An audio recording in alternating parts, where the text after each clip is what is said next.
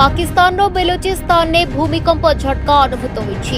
ईद दिन कराची रे होइथिबा भूमिकंपर किछि घंटा परे एही भूकंप आसीथिला जहा लोकंक मध्यरे आतंक सृष्टि करिथिला। तथापि एपर्यंत कोनोसी जीवन किबा संपत्ति क्षतिर रिपोर्ट नाही। अमेरिकार भूतत्व सर्वे USGS अनुसार बेलुचिस्तान बारखान जिले में घटिथिबा भूमिकंपर तीव्रता 3.9 थिला एवं यार केन्द्रस्थल भूमि 12 किलोमीटर गभीर अवस्थित थिला। भूमिकंपर केन्द्रस्थल बारखानार उत्तर पश्चिम 69 किलोमीटर दूर रहितला। तथापि भूकंप गुड़िक मृदु थिबारु कोनोसी क्षयक्षतिर रिपोर्ट होई नाही। पूर्वरु ईद दिन पाकिस्तान सबुठारु बड़ सहर कराची रे अपराह्न प्राय 4टारे भूमिकंप झटका अनुभूत होइतला। पाणीपाग विभाग अनुसार कराची रे होइथिबा एही भूकंपर तीव्रता 4.7 माप करा जायतिला।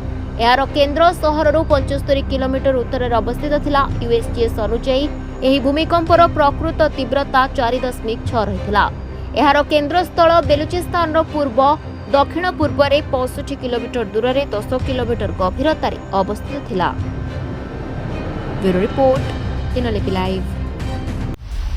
दिनलिपि लाइव को एबे ही लाइक शेयर सब्सक्राइब करंतु।